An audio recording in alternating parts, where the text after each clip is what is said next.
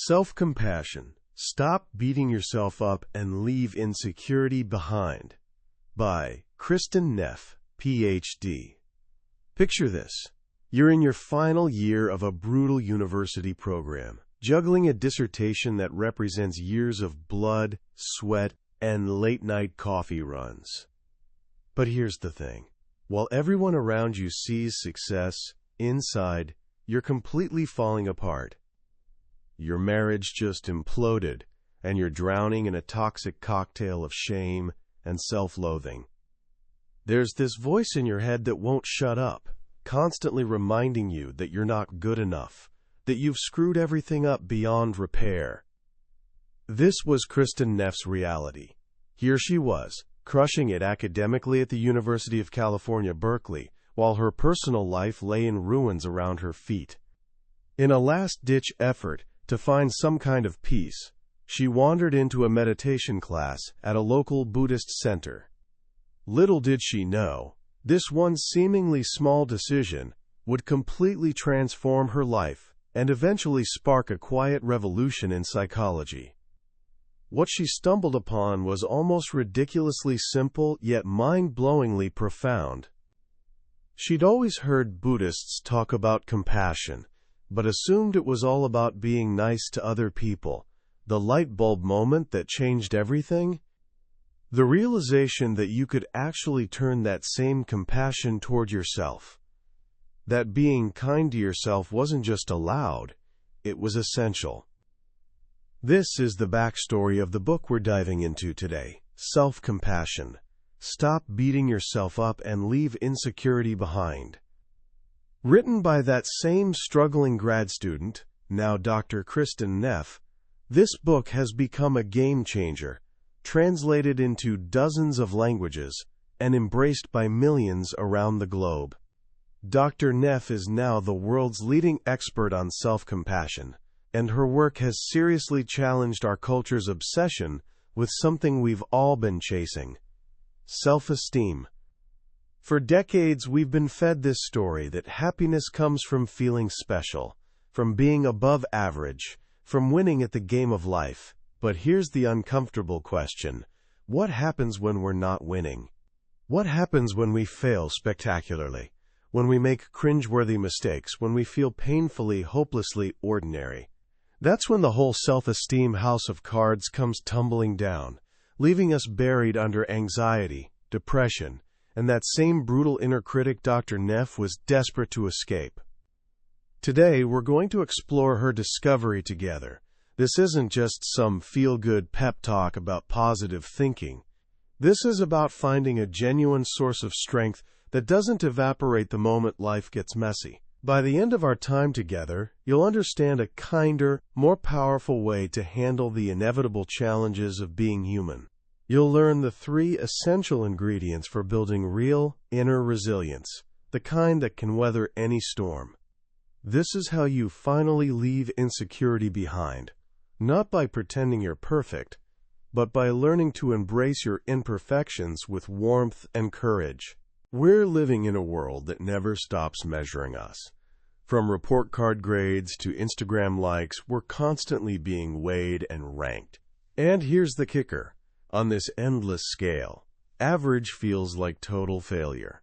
From day one, we're taught that to matter, we have to be special, above average, exceptional. Think about Lake Wobegon, that fictional town where, as storyteller Garrison Keillor famously put it, all the women are strong, all the men are good-looking, and all the children are above average. Psychologists actually have a name for this very human quirk. They call it the Lake Wobegon effect. It's our deep-seated need to believe we're better than everyone else. The research on this is almost hilarious. 94% of college professors think they're better at their jobs than their colleagues. 90% of drivers believe they're more skilled than the person in the next lane. Which is, mathematically impossible. We can't all be above average. That's literally not how averages work. So how do we deal with living in a world where we're constantly falling short of this impossible standard? Not well, as it turns out. We basically do two things. First, we inflate our own egos, like helium balloons. We slap on rose-colored glasses when we look in the mirror. Second, to give ourselves an extra boost, we engage in what psychologists call downward social comparison. Fancy term for a not-so-fancy practice. We put other people down to feel superior by comparison. Remember the burn book from Mean Girls? That notebook stuffed with gossip and rumors, designed to tear people down so the popular girls could stay on top? Most of us don't keep an actual burn book, but we totally have mental versions. We secretly delight when a celebrity has a bad hair day, or when our rival stumbles. It gives our ego that little hit of superiority we're craving. But this strategy comes with a brutal price tag. When we're constantly hunting for the worst in others, our world becomes a pretty dark place. We create the exact thing we're trying to avoid, feeling disconnected and alone. And then comes the inevitable crash. We can't always blame others. We can't always feel special. Eventually, we have to look in the mirror and face our own flaws. And when that happens, that's when the inner critic shows up with a vengeance. You're so fat and disgusting. That was the stupidest thing you could have said. You're such a complete loser. We talk to ourselves in ways we would never, ever talk to a friend, or even a random stranger on the street. This constant self-judgment is the dark underbelly of the self-esteem game. When we can't win by feeling superior, we punish ourselves for being inferior. It's like riding an emotional pendulum that swings violently between ego inflation and self-hatred. And honestly, it's absolutely exhausting. This relentless cycle fuels so much of the anxiety and depression we're seeing everywhere today. This was the world Kristin Neff found herself trapped in. And it's the world she discovered a way out of. Her journey began when she encountered a simple but revolutionary idea from Buddhist philosophy. What if you treated yourself with the same kindness you'd automatically offer a good friend who was struggling? At first, the idea felt weird, even scary. She worried, if I'm too easy on myself, won't I just become lazy and selfish? It's a fear pretty much everyone has. We've convinced ourselves that our inner critic, that harsh drill sergeant screaming in our heads, is the only thing keeping us in line, the only thing motivating us to succeed. We genuinely believe that if we let up even a little, we'll just collapse on the couch and eat pizza until we can't move. But as Dr. Neff began actually practicing this new approach, she realized something surprising. Beating herself up wasn't making her better. It was making her feel inadequate and insecure. And that frustration was leaking out onto everyone she loved. It was making her terrified to admit mistakes, because she couldn't handle the avalanche of self-hatred that would follow. She had an epiphany. Self-compassion wasn't a free pass to stop trying. It was actually a source of real strength. It offered the same protection from harsh self-criticism that self-esteem promises, but without all the dangerous side effects. Self-compassion doesn't require you to be better than others. It doesn't require you to be perfect. It only requires you to be human. This insight became her life's work. She set out to define self-compassion not as some vague, mystical concept, but as something concrete that could be studied and measured scientifically. Through her groundbreaking research, she identified 3 core components.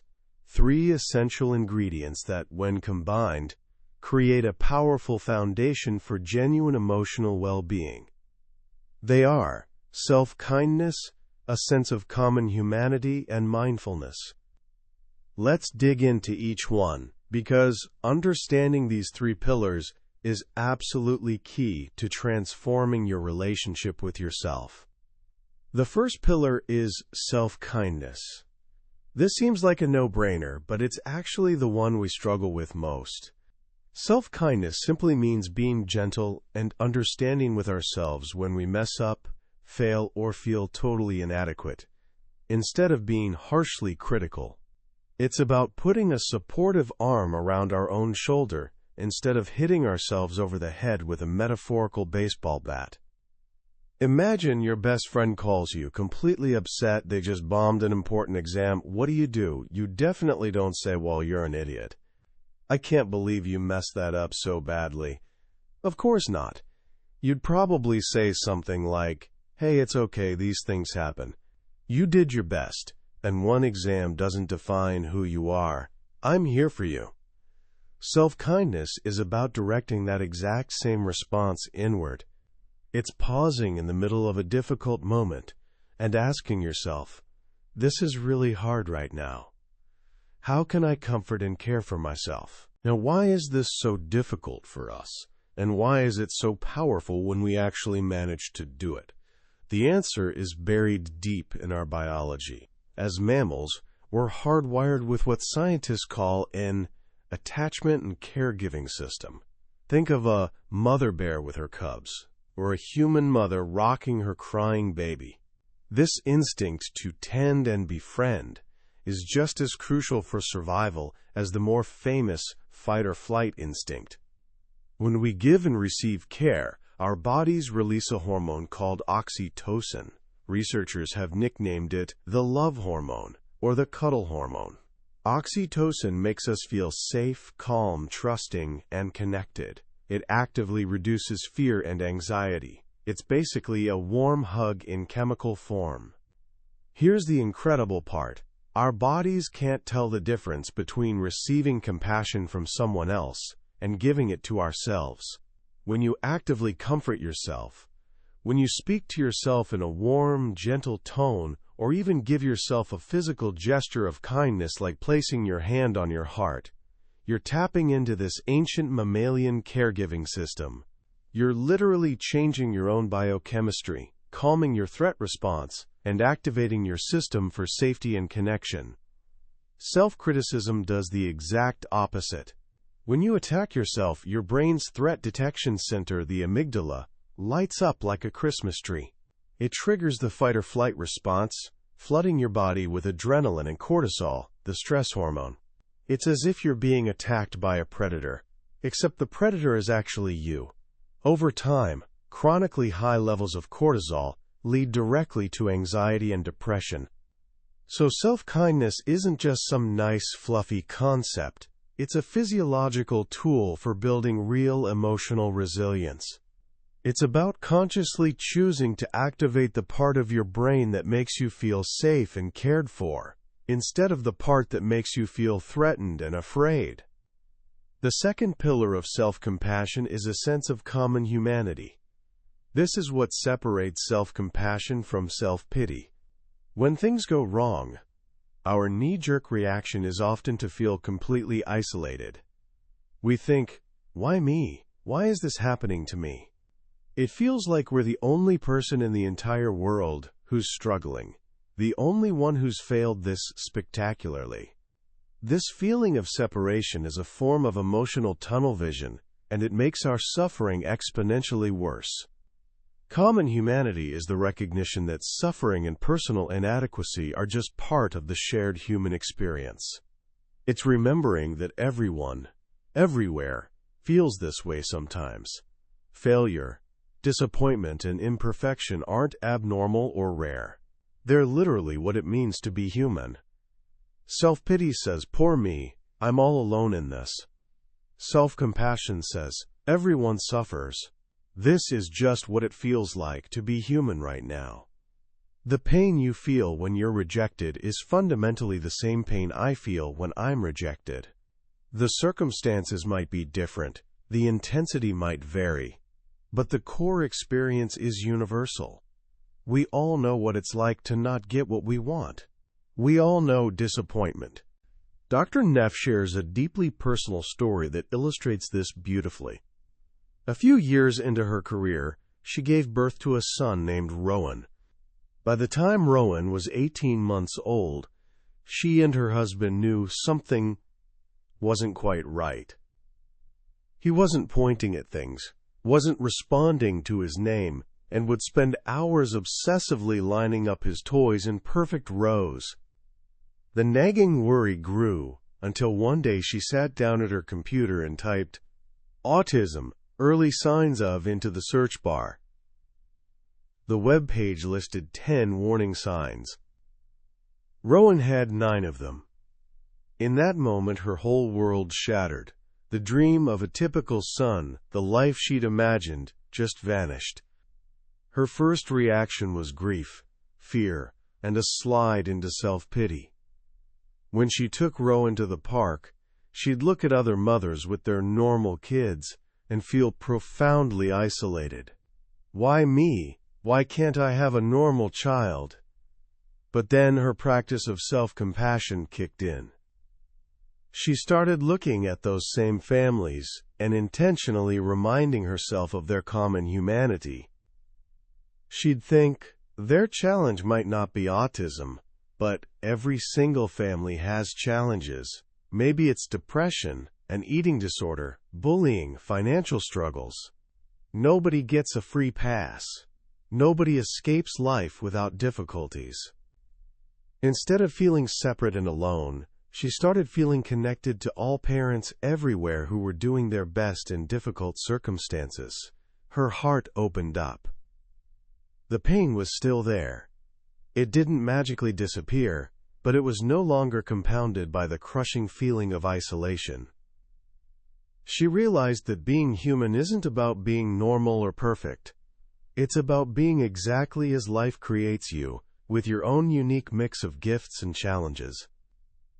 This shift allowed her to stop fighting against reality and to love Rowan not in spite of his autism, but for exactly who he was. This is the genuine power of common humanity. It completely reframes our struggles, transforming them from moments of isolation into moments of deep connection. It reminds us that our imperfections aren't personal failures, they're our membership card to the human race. The third and final pillar is mindfulness. Self-kindness and common humanity are incredibly powerful, but they need this third element to be truly effective. Mindfulness, in this context, is a balanced awareness of our painful thoughts and feelings. It means seeing things as they actually are, no more and no less. We typically deal with painful emotions in one of two extreme ways. Either we try to suppress them completely, the classic stiff upper lip approach, where we just push through and pretend everything's fine, or we do the complete opposite, we get totally swept away by them. This second approach is what Dr. Neff calls over-identification. When we over-identify with an emotion, it completely consumes our reality. There's no space left to observe what's happening. We don't think, "I'm feeling angry right now." We just think, "I am angry." The emotion becomes our entire identity in that moment. It's like getting so absorbed in a dramatic movie that you forget you're sitting in a theater. You're gripping the armrests, your heart's pounding, you've completely lost all perspective. Mindfulness is that moment when you suddenly remember you're watching a movie. It's a form of meta-awareness, an awareness of your own awareness. It allows you to take a step back and observe your thoughts and feelings without getting completely tangled up in their drama. You can notice, there's that anxiety feeling again, or there's that critical thought making an appearance. This creates crucial breathing room. It gives you space to respond wisely, instead of just reacting blindly out of emotion. A wonderful teacher once gave Dr. Neff a simple but profound equation. Suffering equals pain times resistance. Life is full of pain. That's unavoidable and non-negotiable. We get sick. We lose people we love. We fail at things that matter to us. That's the pain part of the equation. But suffering is what we pile on top of that pain when we fight against reality. It's the mental anguish that comes from screaming, "This shouldn't be happening. This isn't fair." Imagine you're stuck in a traffic jam. The pain is the minor inconvenience and boredom of waiting. It's really no big deal. The suffering is when you start banging on the steering wheel, yelling about how this is ruining your entire day, and getting your blood pressure through the roof. You're resisting the reality of the traffic jam, and that resistance is what's actually causing your distress. Mindfulness is the practice of lowering our resistance. It's the gentle acceptance that, in this particular moment, things are the way they are. It doesn't mean you have to like it. It doesn't mean you shouldn't try to change things in the future. It just means you stop fighting the reality of the present moment. By mindfully relating to our difficult emotions, we allow them to take their natural course, arising, peaking, and eventually passing away, without adding that extra layer of suffering caused by our resistance. So these are the three pillars: self-kindness, common humanity, and mindfulness. They work together like the three legs of a stool. Take away any one of them, and the whole thing becomes wobbly and unstable. Now we come back to that big, scary question that's probably been lurking in your mind. If I'm so kind and accepting of myself, what's going to motivate me to change? What's going to stop me from becoming a lazy, self-indulgent failure who never accomplishes anything? This is perhaps the most important myth that Dr. Neff's work completely demolishes. The idea that self-criticism is an effective motivator is deeply, deeply ingrained in our culture. But the research shows it's simply not true. Self-criticism motivates through fear. The fear of our own harsh judgment pushes us to act, but it comes with devastating side effects. It creates crippling anxiety, which actually undermines our performance. Think about test anxiety or stage fright. The fear of being judged can be absolutely paralyzing. It also leads to an intense fear of failure. When we're terrified of the self-lashing that follows any mistake, we become way less likely to challenge ourselves. We might procrastinate, so that if we fail, we have a built-in excuse. I just didn't have enough time to prepare properly. Or we might avoid trying new things altogether. Paradoxically, the fear of failure that's driven by self-criticism actually makes failure more likely. Self-compassion motivates in a completely different way. It motivates with genuine care and love. Self-compassion doesn't ask, "Are you good enough compared to everyone else?" It asks, "What is actually good for you?" If you genuinely care about your own well-being, you'll naturally want to be healthy and happy. You'll want to reach your full potential. Think about it. A caring parent doesn't let their child eat candy for every meal just because the child wants to. True care involves making choices that are genuinely good for us in the long run, even when they're not the easiest or most immediately gratifying. With self-compassion, the desire to change comes not from a place of "I'm worthless and broken and I need to fix myself," but from a place of "I care about myself deeply and I want to thrive." This is a much more powerful and sustainable source of motivation. Dr. Neff's research has found something fascinating. People who are more self-compassionate don't have lower standards for themselves. They just don't beat themselves up when they fail to meet those standards. And because they're not paralyzed by the fear of failure, they're actually more likely to pick themselves up and try again after a setback. They see failure not as a verdict on their fundamental worth as a person, but as a valuable learning opportunity. They're genuinely more resilient. This same principle applies incredibly powerfully to our relationships. When we can't accept our own imperfections, we have a really hard time accepting the imperfections of the people around us. Our insecurities often show up as criticism, contempt, and defensiveness, what relationship expert John Gottman calls the 4 horsemen of the apocalypse that reliably predict divorce. When we can give ourselves the love and acceptance we're desperately craving, we become less needy and dependent on our partners to provide it. We're able to communicate more calmly and clearly during conflicts. Dr. Neff's research with couples found that self-compassionate people were described by their partners as more caring, accepting, and genuinely supportive. High self-esteem, on the other hand, had no such positive effect. In fact, it was often associated with ego defensiveness and increased conflict. To have genuinely good relationships with others, you first need a good relationship with yourself. Ultimately, the journey of self-compassion leads to a place of profound joy. This isn't just about learning to cope with the hard stuff. It's about learning to fully appreciate and savor the good stuff. Dr. Neff calls this self-appreciation. It's not the same as arrogance or narcissism. It's the simple, humble recognition of our own goodness. It's appreciating our strengths not because they make us better than anyone else, but because all people have strengths worth celebrating. It's about honoring our light without being afraid of it or needing to dim it.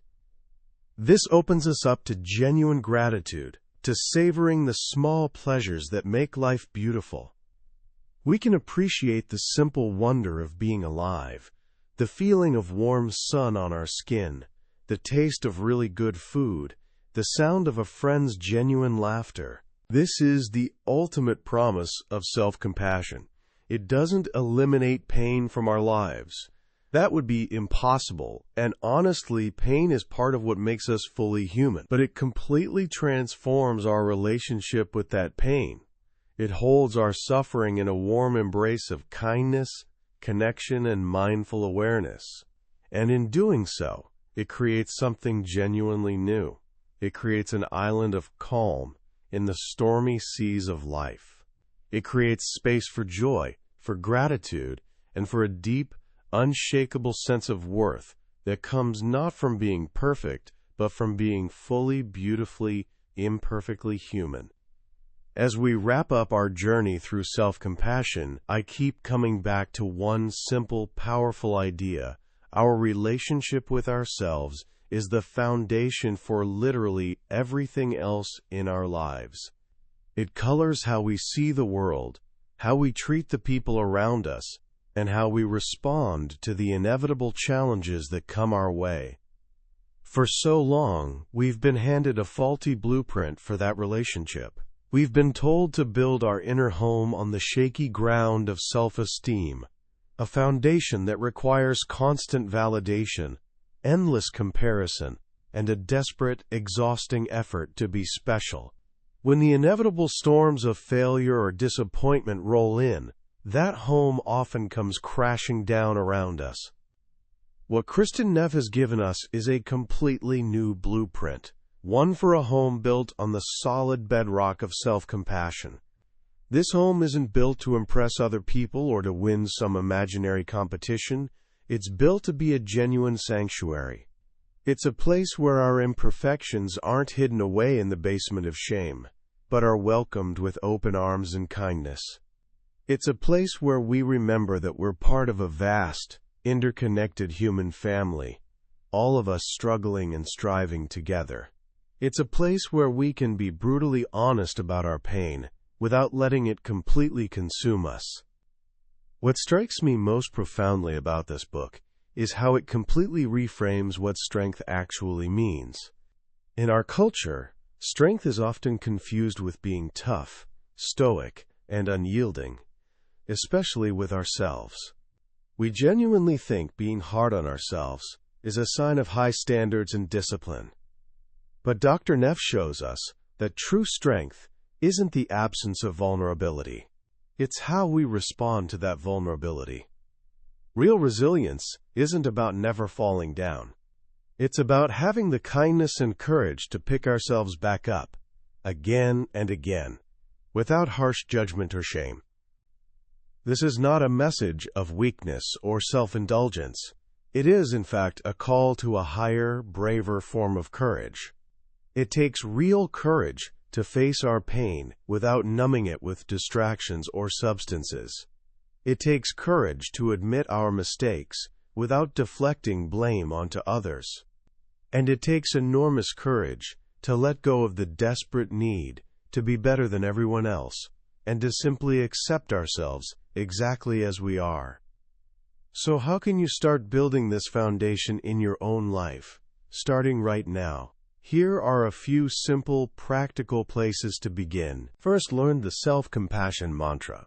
It's a surprisingly powerful tool for difficult moments. When you feel overwhelmed or are beating yourself up, just pause and silently say to yourself, 1.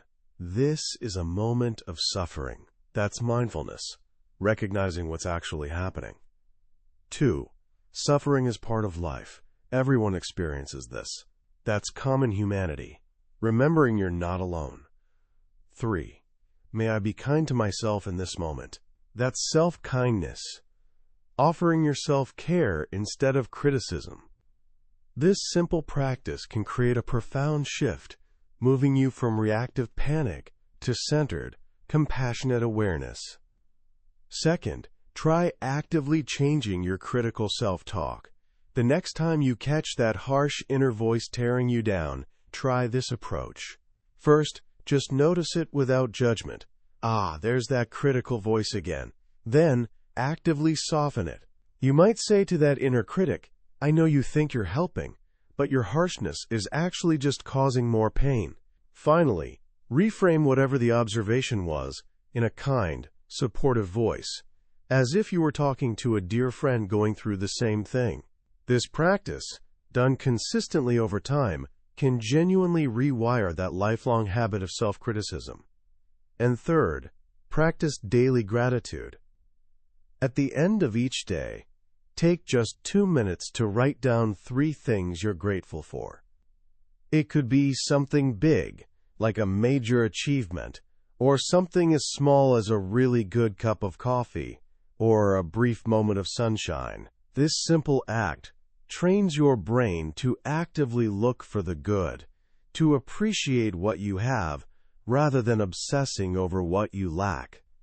It's a cornerstone practice for building genuine self-appreciation. Ultimately, self-compassion is a practice, not a destination you arrive at one day. It's a choice we make in each moment, to meet our suffering with kindness or with judgment, to feel connected or to feel isolated, to be present or to be lost in our anxious stories about the past and future. It is the choice to finally stop beating ourselves up and to start, at long last, being genuinely on our own side. That was a deep dive into self-compassion by Kristin Neff. We've explored the core ideas today, but I have to be honest with you.